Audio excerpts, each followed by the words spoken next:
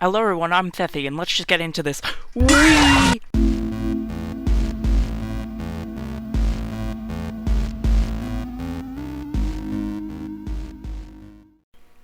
Hello everyone, and welcome to my channel. This should be my first video ever, but if it's not, surprise!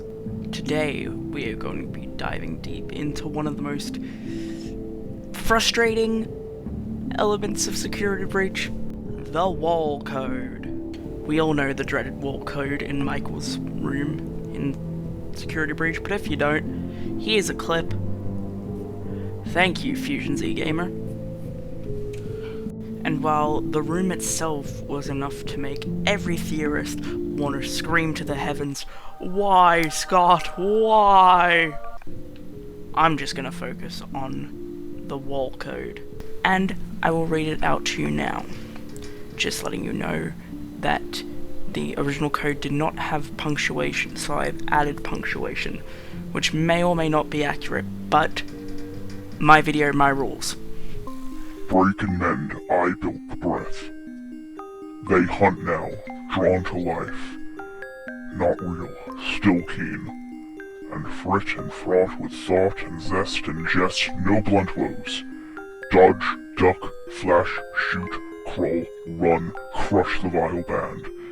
Cry not, try not, do not hold out hope, no. Your life, your aim, will save these with soul. But who wrote the code? That's what people have been trying to figure out for ages. And as you can tell by my little edit there, I think I've figured out who did. My name is fucking Edwin, bitch. I made the fucking mimic, bitch. That's right, baby. It's Edwin. He made the wall code and the mimic, and it was difficult to put the pieces together. Now, this video was originally going to be discussing a theory that I came up with when I was younger that I now call TTS theory, or text-to-speech theory. Basically, the gist is that at multiple points in Security Breach, Freddy contradicts himself. One of the main points being how he'll act surprised when you tell him you've shattered the other animatronics, but at other points in the game, actively encourage you to, quote, take care of them. In the scene where Vanessa is holding Freddy in parts and service, and she confronts him about saying Gregory's name, Freddy says, quote, "All the fast watches sound like me. It is the default voice option." My voice is the default voice option, which made me realize that all the messages in the game and all the voice lines we hear from Freddy are actually text messages that are being read out by like a Siri. That made me go, if it's all being voiced out by this one Freddy voice, then we can't actually tell if it's from Freddy. And it was going great until discussing it and looking over evidence points made me go, oh wait, the parts where Freddy contradicts himself isn't over the Fazwatch. So, turns out, TTS theory wasn't that great. It was just Security Breach, didn't have the best writing. But it was, while discussing this and while still believing in TTS theory, I was talking with Minibyte Games, go subscribe to him by the way, and we were discussing, well, you know, who could be intercepting Freddy and telling Gregory to do this stuff.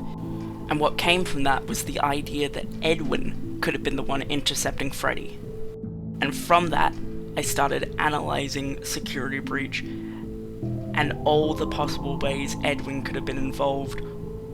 And while, yes, TTS theory doesn't fit anymore, I still think the evidence points I gathered from that analysis stand to say that Edwin wrote the wall code. Let's go through it, shall we? Something that always weirded me out about the code was how it sounded like a poem, or like a nursery rhyme. And what's another poem/nursery rhyme we hear in the Steel Wool era? That's right, the storybook ending in Secret of the Mimic. The storybook that subdues the Mimic and overwrites its aggressive spirit. What if Edwin used the wall code to subdue the mimic inside of Gregory. Why would Edwin come back? I mean, the last we saw of him was in the late 70s, where the mimic kind of blew up his office. So, assuming he's still alive, why come back now? Well, Fazbear Entertainment only started using Roxy as a character in the Pizzaplex era.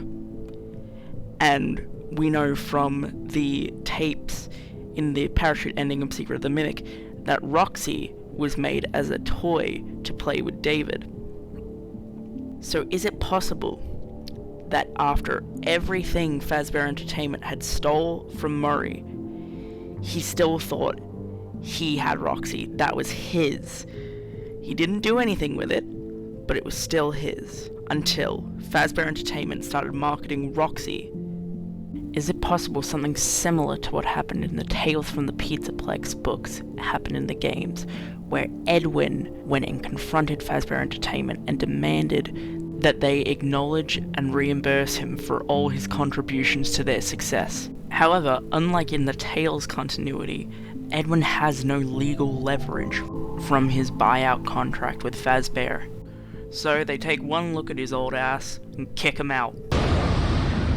I believe Edwin broke into the Pizzaplex and started living in the Michael Afton room, as we know that the Afton house was actually just Edwin's house that was repossessed, so it'd obviously have a sense of nostalgia to it. There's also a poster of Roxy Raceway in the Michael Afton room, which lends credence to my theory that Roxy is the reason for Edwin returning. While Edwin was staying in the Michael Afton room, he discovered the therapy tapes, and they of course sparked his interest.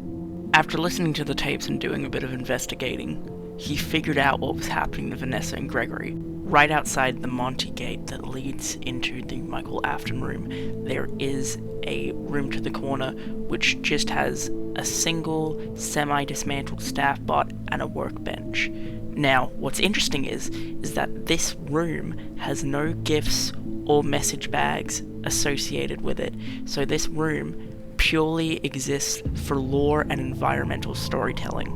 So what could it be telling us? What if, while investigating, Edwin was discovered by a staff bot, but before it could alert security, he dismantled it, and this is how we found out that the Pizzaplex was being run by M1.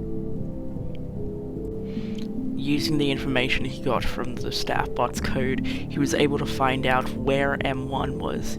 It was still there, all the way down in the Costume Manor under Roxy Raceway.